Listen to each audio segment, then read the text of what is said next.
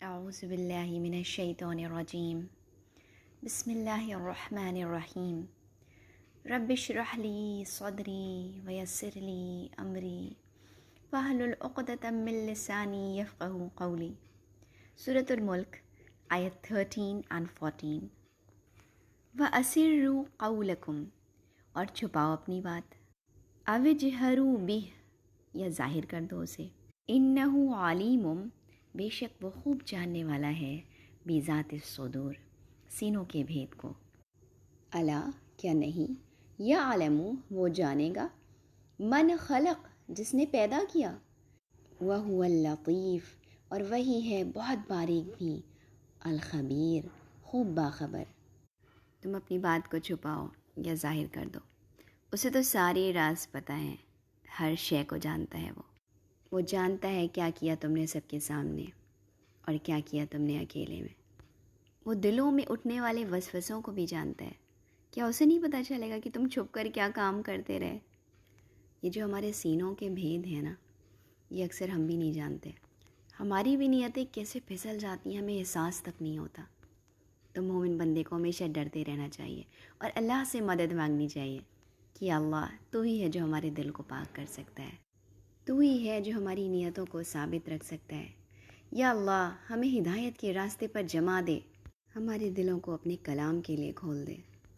آیت نمبر 14 ایک سوال سے شروع ہوتی ہے، الا یعلم من خلق، کیا نہیں وہ جانے گا جس نے پیدا کیا؟ کیا ایسا ممکن ہے کہ جس نے کوئی چیز بنائی ہو وہی اس کے بارے میں نہیں جانتا ہو؟ آپ کے ہاتھ میں ایک فون ہوتا ہے، آپ کا اپنا پرسنل فون، آپ اس کے بارے میں سب کچھ جانتے ہیں، لیکن جس بندے نے اسے ڈیزائن کیا ہے، اس کی سیکریٹری، اس کا کیمرہ، اس کی اور مائنیوٹ ڈیٹیلز، کیا آپ اس سے بہتر اسے جان سکتے ہیں؟ نہیں۔ اسی طرح سے ہم خود کو بھی جانتے ہیں، لیکن ہمارے اندر کیا چل رہا ہے، ہماری سرکٹری، ہماری مائنیوٹ ڈیٹیلز، یہ صرف ہمارے خالق کو پتہ ہے، یہ صرف اسے پتہ ہے جس نے ہمیں ڈیزائن کیا ہے۔ بہت سی چیزیں ہم نے ڈسکور کر لی ہیں، ہم نے ایکسپلور کر لی ہیں، لیکن اب بھی ہم کہیں اسٹینڈ نہیں کرتے اس کے علم کے آگے۔ وہ تو عالم ہے نا، آل نوئنگ۔ آیت نمبر 14 ختم ہوئی ہے اللہ کے دو بہت خوبصورت ناموں پر، وَهُوَ اللطیف الخبیر۔ اللہ کا یہ نام قرآن میں 7 بار آیا ہے۔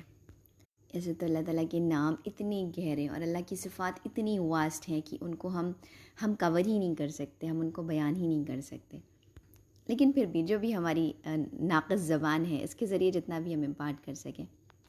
تو یہ جو اللہ کا نام ہے نا لطیف، اس کے مینلی 4 میننگز آتے ہیں۔ پہلا میننگ ہے بہت نرم، بڑا کائنڈ، بہت جینٹل۔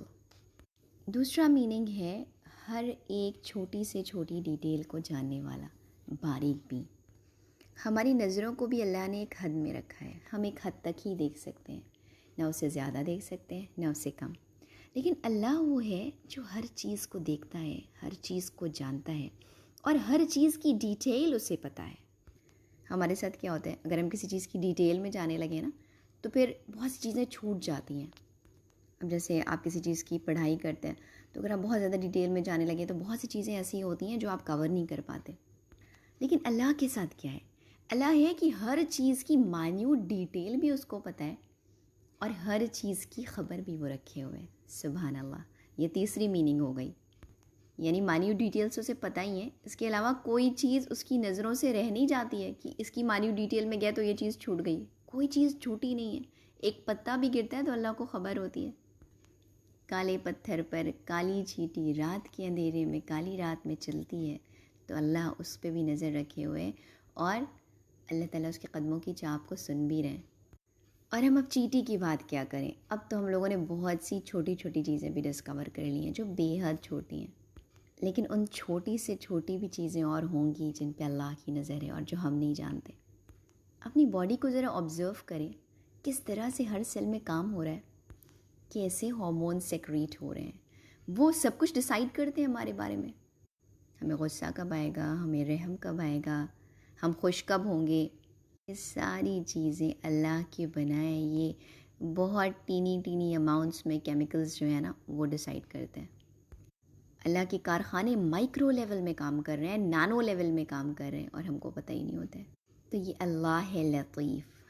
اور پھر لطیف کی چوتھی میننگ کیا ہے، کہ جو کنڈیشنز ہیں ان کے حساب سے ایسے راستے نکالنا، ایسے سلیوشنز نکالنا جس کے بارے میں کوئی اندازہ نہیں لگا سکتا ہے۔ سبحان اللہ، اللہ وہ لطیف ذات ہے جو اس طرح اپنے بندے کی مدد کر رہا ہوتا ہے کہ بندے کا گمان ہی نہیں جاتا، یعنی بندے کو تو پتہ ہی نہیں چلتا اور اس کی مدد آ رہی ہوتی ہے، اللہ کی مدد ہوتی ہے وہاں پہ اس پریسائز مومنٹ پر، جب ہم ایک دم پھنسے ہوتے ہیں، اسٹاک ہوتے ہیں، ہم اللہ سے بہت زیادہ مدد مانگ رہے ہوتے ہیں اور ہم امیجن کر رہے ہوتے ہیں کہ کوئی فرشتہ آئے گا گھوڑے پر بیٹھ کر ہماری مدد کرے گا، اس وقت اللہ کی مدد وہاں موجود ہوتی ہے۔ سبحان اللہ۔ تو اب کبھی بھی شیطان آپ کے دماغ میں ڈاؤٹ ڈالے کہ آپ کی اوقاتی کیا ہے، اتنے سارے لوگ ہوتے ہیں، اس میں اللہ آپ کی دعا کیسے سنے گا، آپ حقیر بندے، ناقص بندے، تو آپ شیطان کو بتا دیجئے نہیں، اللہ کی ذات کیا ہے، لطیف ہے، اللہ میری ضرور سنے گا۔ شیطان فوراً بھاگ جائے گا، آپ دیکھیے گا۔ اس لیے اللہ کی ذات پر توکل کریں، اللہ کو کبھی ڈاؤٹ مت کریں۔ کیوں؟ کیونکہ وہ جو دے رہا ہے نا، اس کے پیچھے کتنی پریسائز کیلکولیشن ہے، آپ سوچ بھی نہیں سکتے۔ تو یہ ہمارا ایمان ہونا چاہیے، ہمارا یقین ہونا چاہیے کہ اللہ کبھی ہمارے ساتھ برا نہیں کرے گا۔ اللہ نے جو بھی کیا اس میں خیر ہی خیر ہے۔ آپ کی جو دردیں ہوتی ہیں نا، جو تکلیفیں ملتی ہیں، ان سب میں بھی خوب خیر ہوتی ہے، لیکن ہمیں کبھی کبھی وہ خیر نظر نہیں آ رہی ہوتی ہے، ہم اس کا احساس نہیں کر پاتے، کیونکہ اللہ تو لطیف ہے نا، وہ تو اپنی کام ایسی باریکی سے کر رہا ہے جس کا ہمیں اندازہ بھی نہیں ہے۔ اور جب بندے کو اللہ کی صفت کا احساس ہو جاتا ہے نا، تو پھر وہ اللہ پہ ہی توکل کر لیتا ہے، پھر وہ اور کسی سے نہیں مانگتا، وہ صرف اللہ سے مانگتا ہے۔ جیسے حضرت ابو ذر غفاری کا قصہ ہے نا، کہ نبی کریم صلی اللہ علیہ وسلم نے ان سے کہا تھا کہ ابو ذر، جب بھی تو مانگے اللہ سے مانگ اور کسی سے نہ مانگ، اور اس کے بعد حضرت ابو ذر غفاری نے پانی بھی کسی سے نہیں مانگا۔ اللہ کی اس صفت پر غور کریں، بہت لطف آئے گا۔ اس کے ساتھ ہی اللہ الخبیر ہے، خوب باخبر، وہ ہم سے زیادہ ہمیں جانتا ہے۔ اور تبھی اس کا یہ کلیم ہے اس آیت میں، کیا وہی نہیں جانے گا جس نے پیدا کیا؟ اللہ تو خوب جاننے والا ہے۔ اللہ کرے ہم بھی اللہ کو جاننے والے بن جائیں، اس کے کلام کو جاننے والے بن جائیں، اس کی صفات کو جاننے والے اور انہیں اپنے اندر اتارنے والے بن جائیں۔ آمین ثم آمین، وآخر دعوانا ان الحمد للہ رب العالمین۔